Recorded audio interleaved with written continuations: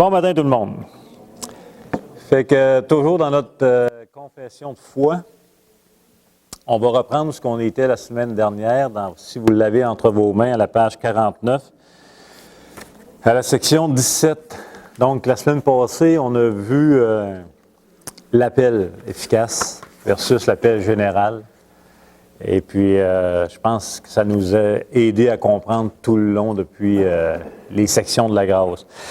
Fait qu'aujourd'hui, on va voir la question, est-ce qu'on peut déchoir de la grâce? Fait que c'est de quoi qu'on est habitué ici à l'Église. On a enseigné énormément là-dessus, mais on va voir ce que la confession de foi en dit. On va lire la section 1.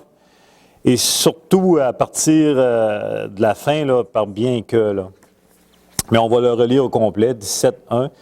Ceux que Dieu a acceptés en son bien-aimé, qu'il a efficacement appelés et sanctifiés par son esprit, et à qui il a donné la précieuse foi de ses élus, ne peuvent déchoir de l'état de grâce, ni entièrement, ni définitivement. Mais ils persévéreront certainement jusqu'à la fin, et seront éternellement sauvés, puisque les dons et les appels de Dieu sont sans repentance. Ils continuent donc à faire naître et à développer en eux la foi, la repentance, l'amour, la joie, l'espérance et toutes les grâces de l'Esprit en vue de l'immortalité. Les nombreux orages et tempêtes qui se lèvent contre eux et les frappent ne seront jamais capables de les arracher aux fondements et aux rochers auxquels leur foi les attache. Bien que, par incrédulité et sous les tentations de Satan, la perception de la lumière et de l'amour de Dieu puisse, pour un temps, leur être voilée et obscurcie, lui demeure cependant toujours le même. Ils auront donc l'assurance d'être gardés par la puissance de Dieu pour le salut, où ils goûteront de leur possession acquise, puisqu'ils sont gravés sur les paumes de sa main, et que leurs noms ont été écrits de toute éternité dans le livre de vie. Et le petit paragraphe 3 qui suit, pas le petit, mais le 3, à cause des tentations de Satan et du monde, de la prédominance de ce qui reste en eux de corruption et de leur négligence des moyens de sauvegarde, les saints peuvent tomber dans de graves péchés et y demeurer pour un certain temps. Il provoque de la sorte le déplaisir de Dieu et attriste son Saint-Esprit, venant à affaiblir leur grâce et consolation, endurcissant leur cœur et meurtrissant leur conscience, blessant et scandalisant les autres et appelant sur eux-mêmes des jugements temporels. Ils renouvelleront cependant leur repentance et ils seront gardés par la foi en Jésus-Christ jusqu'à la fin. Donc, peut-on déchoir de la grâce? En d'autres mots, est-ce que la durée de la grâce de notre salut est éternelle ou elle est temporelle? Éternelle.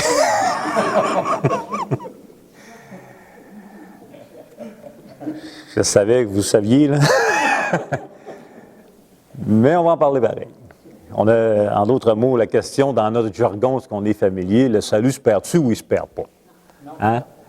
Et on est assez stupide des fois pour trouver des formulations pour penser qu'il peut se perdre. Même si on sait que c'est un don. Tu sais, on peut faire des comparaisons des fois dans nos raisonnements qui n'ont pas de sens. On peut dire, je fais un don à M. Willy, c'est un don que j'ai donné, il ne méritait pas, mais lui, il pourrait prendre le don et le mettre à la poubelle, tu sais, il pourrait se débarrasser du don. Fait qu'on peut aussi devenir à penser aussi banal que ça, que oui, Dieu nous a fait un don, on ne méritait pas, c'est un cadeau, mais le croyant, il pourrait toujours décider de se débarrasser du don. Fait que le Concile de Trente, en passant, qui est bien populaire là, dans l'histoire de l'Église, là, en Italie, en 1545, bien, le Concile de Trente, ça a été la réponse de l'Église catholique à la Réforme protestante. En gros, là, il a fallu qu'ils répondent à ce que l'Église protestante, la Réforme, est en train de dire haut et fort. Et ils ont répondu à cette question au Concile de Trente sur la durée de la grâce. En d'autres mots, sur le salut de l'être humain. Est-ce qu'il est éternel ou temporel? Est-ce qu'il se perd? Est-ce qu'il se gagne? Est-ce que tout? Ils ont répondu. Puis je vous lis exactement ce qu'ils ont dit. Il dit ceci. Il est à propos aussi de bien établir que la grâce de la justification que l'on a reçue se perd, non seulement par le crime de l'infidélité, par lequel la foi se perd aussi, mais même par tout autre péché mortel. Ça, c'est la réponse de l'Église catholique au Concile de Trente face à la question sur la grâce, est-ce qu'elle est éternelle ou temporelle. Vous avez la plupart d'ici, vous avez tous entendu parler de péché mortel dans votre vie, hein? Oui, je vais le relire. Oui, oui. Vous en avez... On ne veut pas de détails, Mme Pierrette, de votre vie, là. Alors... Donc, je vais relire. Il est à propos aussi de bien établir que la grâce de la justification que l'on a reçue se perd, non seulement par le crime de l'infidélité, par lequel la foi se perd aussi, mais même par tout autre péché mortel. Okay? C'est la session 6 au chapitre 15 du Concile de Trente de la réponse. Maintenant, comment je dirais bien ça? Comment ça que l'Église protestante d'aujourd'hui est tant infectée encore de ce principe que la grâce n'est peut-être pas éternelle dans la vie du croyant? Malheureusement. Et en passant, il faut vous confesser tout de suite, je l'ai cru pendant des années. Quand je me suis converti, on m'enseignait qu'il fallait que je garde mon salut par ma conduite, etc. Je l'ai cru et je l'ai verbalisé longtemps, jusqu'au temps que Dieu, dans sa bonté, m'a ouvert les yeux. Parce qu'il avait aussi ouvert les yeux à d'autres serviteurs qui l'ont enseigné, etc. Mais Arminius, de Jacob Arminius, vous avez déjà entendu son nom, on dit tout le temps arménien ou calviniste. Bon. Arminius, lui, a introduit, après la Réforme, cette pensée du côté protestant, que la grâce, elle pouvait être temporelle dans la vie du croyant. Et ça a eu un impact majeur dans le protestantisme. Et en passant, notre chair adore ce concept. Il ne faut pas se leurrer, là. Notre chair saisit ça comme un chien mort sans un os, tu sais. Je me réalise, là, c'est tombe dans le jeu, tu comprends? Mais lui, Arminius, il enseigne que l'on peut être sauvé de manière temporaire, puis perdre son salut, si le croyant abandonne la foi. C'était l'enseignement un peu d'Arminius. Par contre, il faut donner à Arminius ce qui lui revient.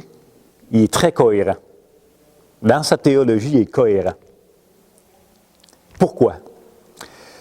C'est parce que cet enseignement que la foi peut se perdre, que le salut peut se perdre, bien, ça suit la logique avec un salut causé par le libre arbitre de l'homme.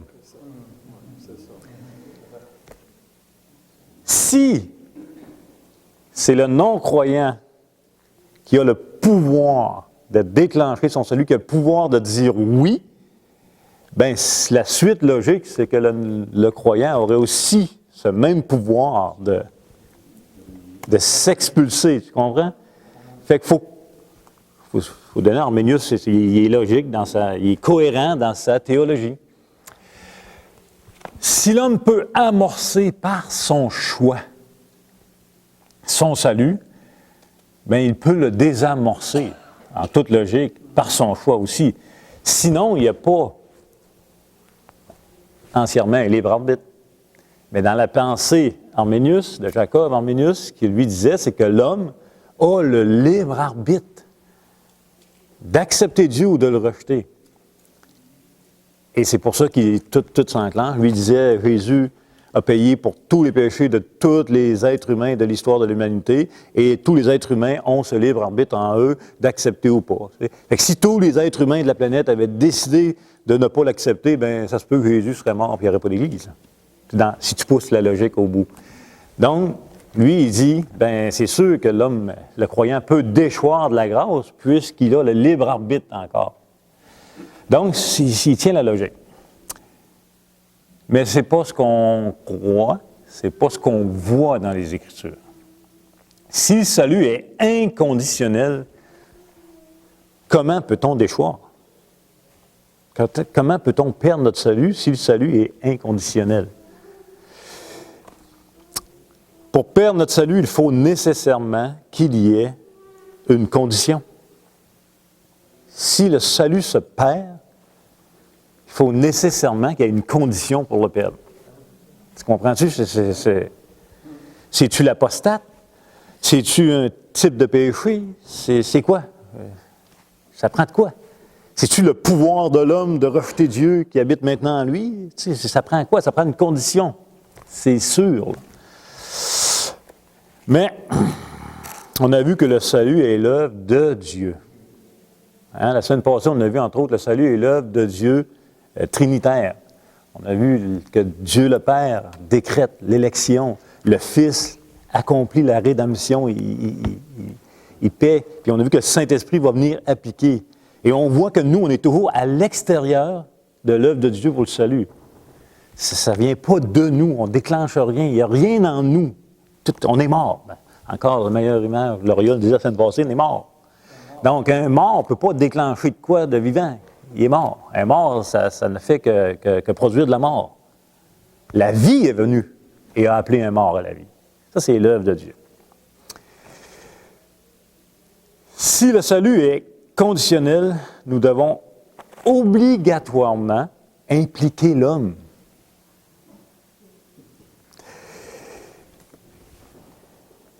Sinon, la condition est du côté de Dieu. Pensez-y 2 minutes. Si notre salut, oups, il y a un micro là, si la sécurité de notre salut n'est pas sécure, si le salut se perd, il y a une condition. Ou c'est l'homme ou c'est Dieu.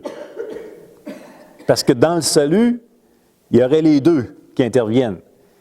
Fait que là, c'est ou Dieu qui nous lâche, ou c'est l'homme qui lâche Dieu. Il faut que ça soit un des bords, un ou de l'autre. T'as pas le choix. Et ceux qui croient à la perte du salut et qui l'enseignent, n'enseignent jamais que le problème est du côté de Dieu. Comprenez-vous?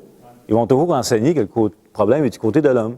Quand je croyais à la perte du salut, je disais, ben Dieu, il veut nous garder, là. Dieu nous aime, puis il veut qu'on marche avec lui, puis mais si toi, tu ne veux pas marcher, puis si toi, tu le rejettes, il ne t'obligera pas de garder, là, il te laisse libre, puis c'est un peu mon raisonnement.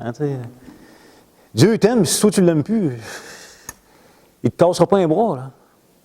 Vous allez me dire, c'était stupide, là? Oui, mais on a passé, oui. Ça va-tu avec le ciel dans l'eau? Fait qu'il dit qu'il perd son vin. Répète? Quand il parle du ciel, il perd son vin. OK. Oui, si le ciel perd sa saveur. Ça pourrait, oui.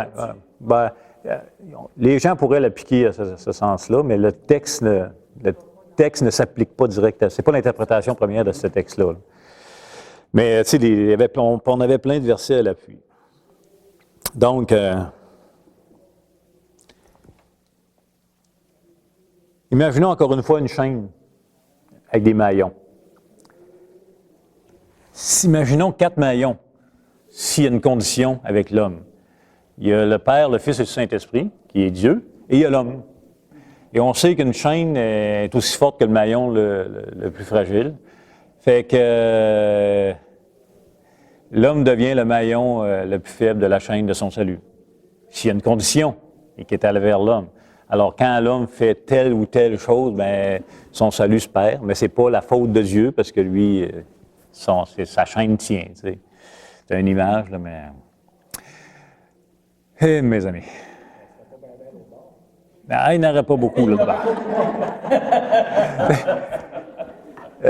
C'est sûr, j'aurais pu parler de la sécurité du salut en enseignant sur l'imputation. Qui, moi, ça a été un des moyens que Dieu m'a vraiment le plus éclairé sur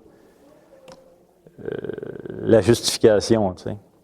Mais on va regarder à peu près les mêmes textes qu'on a vus depuis le début. Fait qu'on va le voir comme ça. Donc, par contre, si le salut ne dépend pas de l'homme, donc inconditionnel. Le salut est une chaîne à 3 maillons, qui est Dieu seul de toute façon, et elle ne cassera pas. Pourquoi?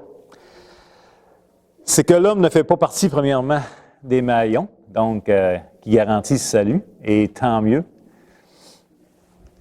Romains 6, 18 nous dit qu'on a été affranchis du péché, et il va dire, vous êtes devenus esclaves de la justice. Esclaves de la justice. Romain va même citer qu'on est devenu esclaves de Dieu, en opposé qu'on était esclaves du péché. Et encore une fois, l'image d'un esclave est magnifique, parce qu'un esclave ne peut pas s'affranchir lui-même. Tu ne peux pas t'affranchir quand tu es esclave. Ça prend un maître pour t'affranchir. Alors, quand nous étions esclaves du péché, nous ne pouvions pas nous sortir seuls de cet esclavage. Ça a pris quelqu'un d'autre pour nous sortir.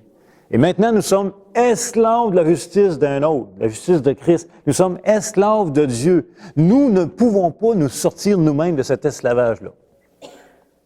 Ça dépend de Dieu. Donc, il y a deux possibilités de toute façon, dans le processus de la sécurité éternelle. Un, c'est soit que les croyants conservent leur salut en leur pouvoir, ou deux, c'est que Dieu qui conserve les croyants dans leur salut. C'est un ou l'autre. Ou nous nous gardons, ou nous sommes gardés. c'est comme ça. Tournez dans 1 Pierre, chapitre 1. Pendant que vous tournez, rappelez-vous que nous sommes soit en Adam ou nous sommes soit en Christ, le second Adam. Nous ne sommes pas entre les deux. Nous avons hérité soit du premier Adam ou nous sommes héritiers soit du deuxième Adam. C'est 1 Pierre 3, 1 Pierre chapitre 1, versets 3 à 5. Prenons le temps de lire ce passage-là. C'est tellement rassurant. Puis voyez le rôle de l'homme croyant là-dedans. Puis voyez le rôle de Dieu. Vous allez voir qu'on est bien content que Dieu s'occupe bien de nous autres. Béni soit Dieu, le Père de notre Seigneur Jésus-Christ, qui, selon sa grande miséricorde, nous a régénérés pour une espérance vivante par la résurrection de Jésus-Christ d'entre les morts, pour un héritage qui ne peut ni se corrompre, ni se souiller, ni se flétrir. Il vous est réservé dans les cieux, à vous qui, par la puissance de Dieu, êtes gardés par la foi pour le salut prêt à être révélé dans les derniers temps. Qui garde qui? C'est Dieu. Premièrement, il y a la résurrection de Jésus qui garantit, et c'est Dieu qui nous garde. Et c'est lui qui peut dire que notre héritage est déjà garanti, parce que ça ne dépend pas de nous. C'est son œuvre, ça dépend de lui. C'est tellement beau, ce verset-là, je veux dire, en tout cas. Donc, nos transgressions ont été rachetées quand? Bien, avant même la fondation du monde. Parce qu'il y a encore on pourrait avoir un raisonnement comme ceci. Quand je me suis converti, Dieu a pardonné tous mes péchés. Maintenant, il faut que... En québécois, on dit qu'il faut que... faut que je pisse droite. Mais c'est pas ça. Écoutez, vos péchés, nos transgressions ont été réglées même avant la fondation du monde. Accomplies à la croix. Toutes nos transgressions ont été rachetées. Et ça inclut ceux que vous n'êtes pas conscients. Il y a plein de transgressions dans nos vies qu'on n'est même pas conscient. Ça les inclut là-dedans. Ceux passés, ceux d'aujourd'hui et ceux de demain. Fait que ça, c'est important. Nous confessons nos fautes chaque jour, mais 1 Jean 2, le verset 12, nous rappelle que tous nos péchés ont été pardonnés. Petits enfants, tous vos péchés vous ont été pardonnés. Et c'est la raison pourquoi on confesse en passant. C'est parce qu'ils sont déjà pardonnés. La restauration, lorsqu'on pêche, est toujours disponible. Donc, nos péchés ont été rachetés, il n'y a rien à faire. Jean 6, 39. On va retourner dans ces versets-là. C'est des versets qu'on a vus souvent, là, depuis qu'on a commencé sur la confession, et surtout sur tous les décrets de Dieu.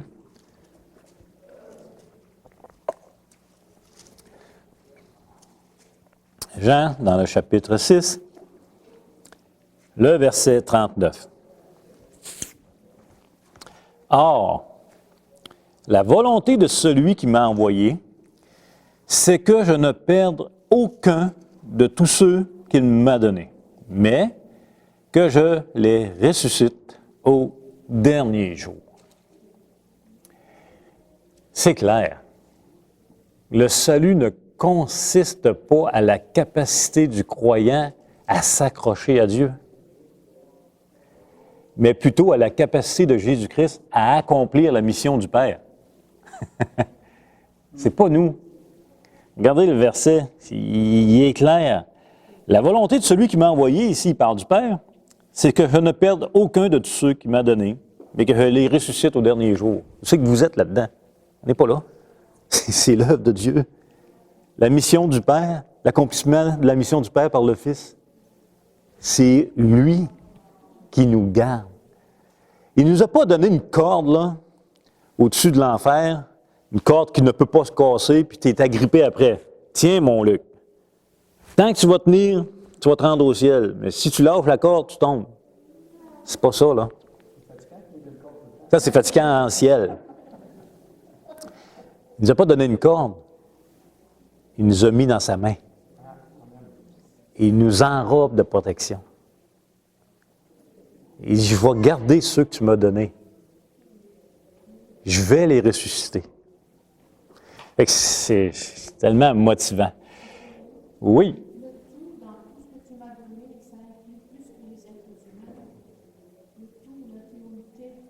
Ouais, dans quoi? Parlez fort. OK?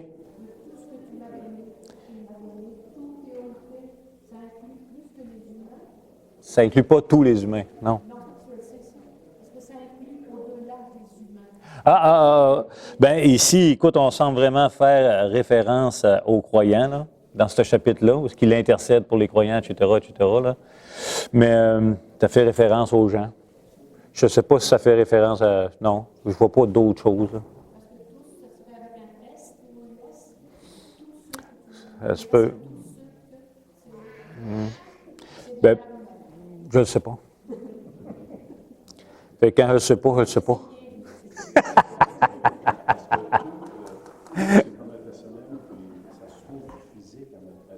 Ça se peut que la création soit sous-entendue en passant.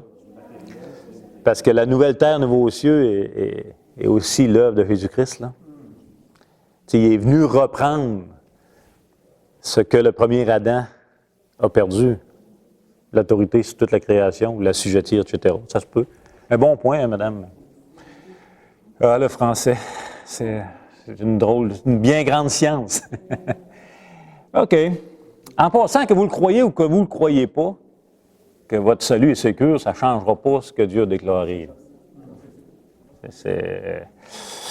On va lire Jean 10, quelques chapitres plus loin. Jean 10, les versets 27 à 29. Les versets aussi qu'on a vus, là. « Mes brebis entendent ma voix. Je les connais, et elles me suivent. Je leur donne la vie éternelle, et elles ne périront jamais. Et personne ne les ravira de ma main. Mon Père qui me les a donnés est plus grand que tous, et personne ne peut les ravir de la main de mon Père. » J'ai déjà été assez stupide pour dire « sauf le croyant qui se sort de sa main. » Si tu veux que je te dise. Mais si je déclare ça, je suis en train de déclarer qu'un croyant est plus fort que le Père. Ah ouais, ça va mal. Ça va vraiment mal.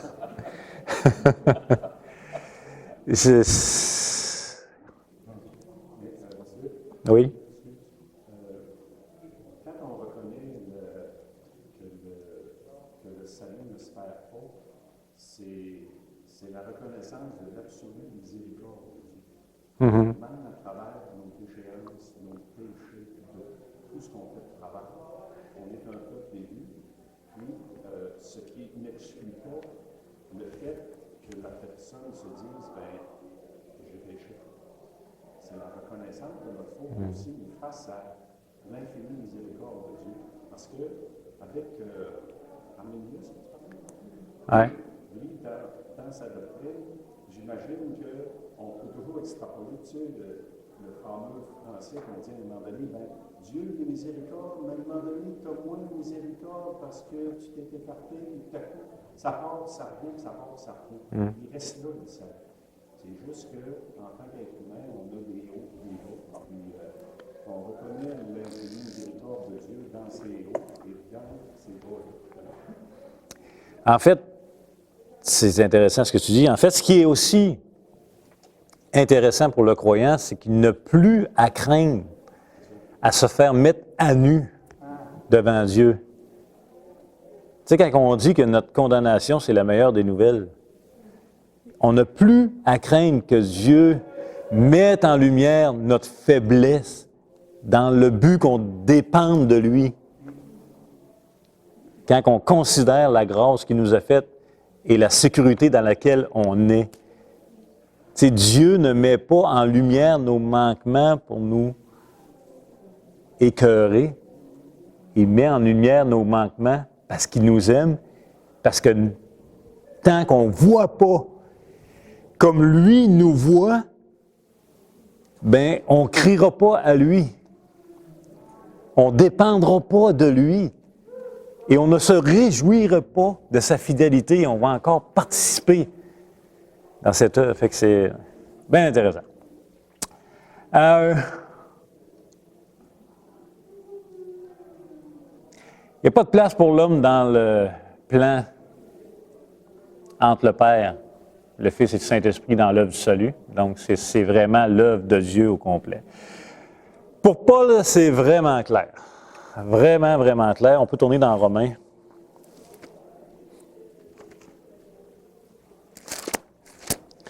Chapitre 5. 5. Oh, ça va vite. Romains chapitre 5, le verset 1, entre autres. Étant donc justifiés par la foi, étant donc déclarés justes par la foi, nous avons la paix avec Dieu par notre Seigneur Jésus-Christ. Nous avons la paix. Maintenant que nous avons la paix, est-ce que nous avons le pouvoir de déclencher la guerre? Non. Parce qu'on a été déclarés justes. Ça, c'est un non-sens. 5, 10, le verset 10. « Car si lorsque nous étions ennemis, nous avons été réconciliés avec Dieu par la mort de son Fils, à plus forte raison, étant réconciliés, serons-nous sauvés par sa vie. »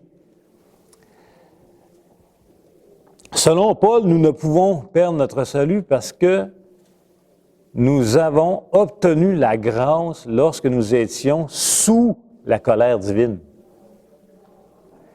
Alors, maintenant que nous sommes sous la grâce, comment pourrions-nous obtenir à nouveau la colère divine?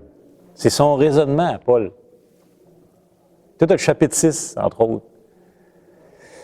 Tu peux pas. En d'autres mots, comment pourrions-nous être suffisamment indignes d'une grâce pour laquelle nous n'avons jamais été dignes? Quel péché dans ta vie va te rendre indigne de la grâce de Dieu, mais tu n'as jamais été digne de cette grâce-là, de toute façon? Tu comprends-tu? Bien, on est ingénieux au mal. Faisons. Laissons. Après, il s'en va dire qu'il y a aussi ce qu'il faudrait qu'il fasse, puis il n'est même pas capable. Ah oui, chapitre 7.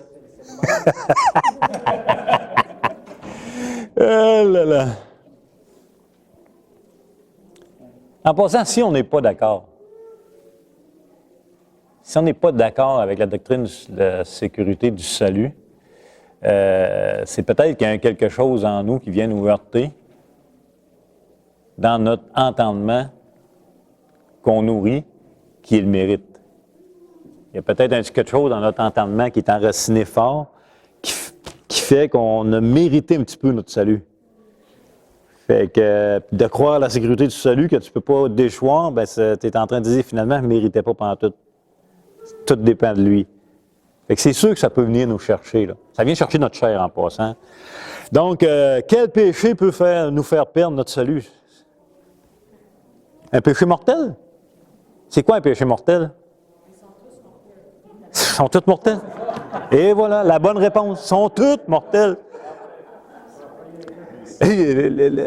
L'Église catholique romaine a fait une distinction. Là, je ne connais même pas. Je suis trop jeune, je ne lisais pas le petit catéchisme. Là. Mais la Bible ne fait pas de distinction. Une faute devant Dieu est un péché mortel. Peu importe la faute. Oui, il y a des conséquences différentes de manquement. Mais ils sont toutes mortels. Fait que, lequel que vous voulez faire? Puis là, voilà, les gens vont souvent penser au pire péché, si quelqu'un tue quelqu'un, puis l'adultère, etc. Bon, je sais bien qu'on a David, là, que Dieu a bien voulu nous laisser comme exemple de sa vie mise à jour. David, on parle d'adultère, là, David, mais ça flirte beaucoup plus avec un viol qu'un adultère, hein, avec Bathsheba en passant. Et David, dans les psaumes, loue à quel point Dieu, l'homme heureux, à qui Dieu n'impute pas son péché. Tu sais, vous pouvez faire des recherches.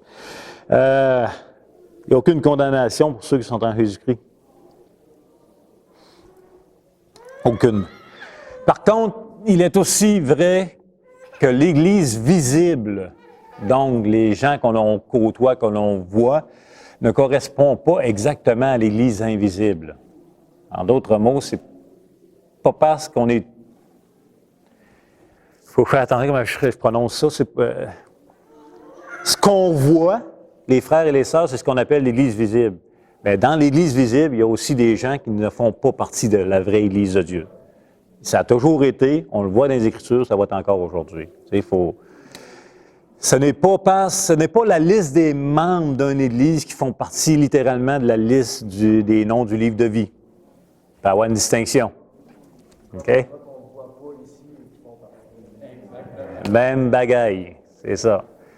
C'est pas parce que les gens ne sont pas partis du corps, qu'ils ne font pas partie de l'Église, de l'Église locale, qui ne font pas partie de la vraie Église. Il y a des gens qui peuvent être chez eux, je suis d'accord avec toi. 1 Jean 2, 19 et Matthieu 7, 21, 23, c'est des passages où Jésus rappelle que je ne vous ai jamais connu, entre autres. Là. Le salut ne se perd pas, mais.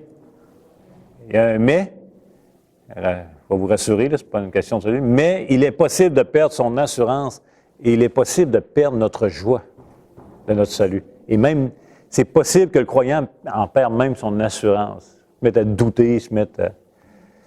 Fait que ça, c'est possible. Les couronnes. Oui, mais c'est possible de perdre ta joie ici, là. Dans ta vie chrétienne, si tu te mets à... Quand ça va mal, là. Oui, mais tu peux ne pas avoir des couronnes. Oui. Une question de récompense, oui. Oui. Mais quand quelqu'un, un croyant, vit dans un péché, la joie s'en va. La communion est brisée, ça brise la restauration. Et c'est là qu'on voit le principe de la discipline. Dans Hébreux 12, 5 à 7, ça nous parle que l'enfant de Dieu va être discipliné par Dieu parce qu'il est son enfant.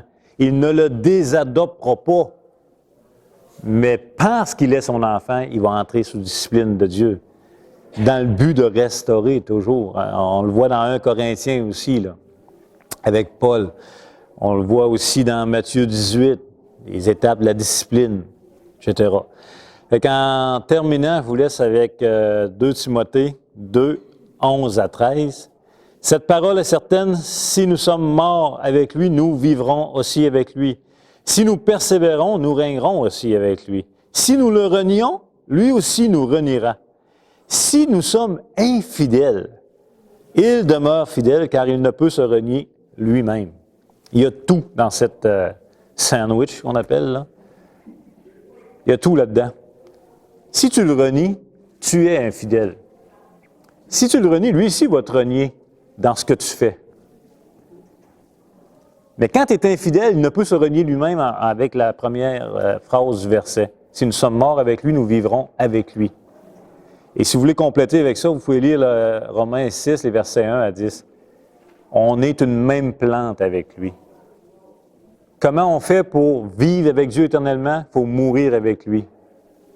Comment on fait pour déchoir de lui? Bien, il faudrait qu'il meure à nouveau. Que Christ pève, qu'il nous amène ailleurs.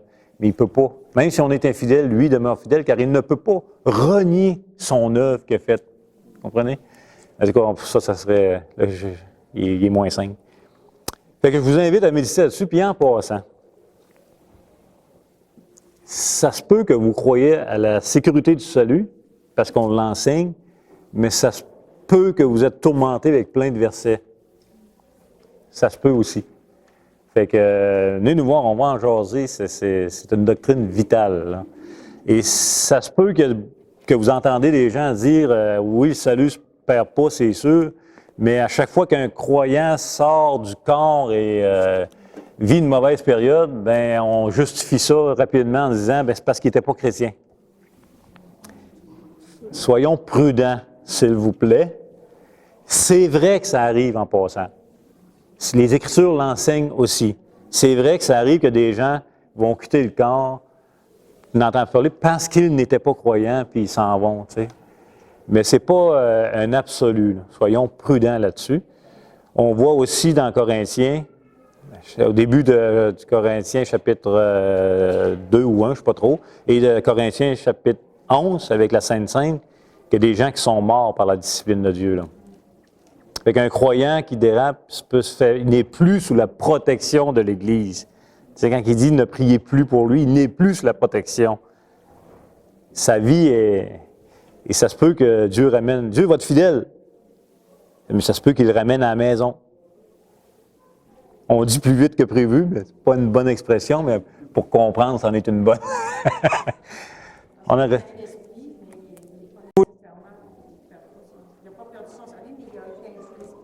Ça, il a échoué dans des domaines de sa vie, mais il ne peut pas déchoir de son salut. Ben oui. Ben oui.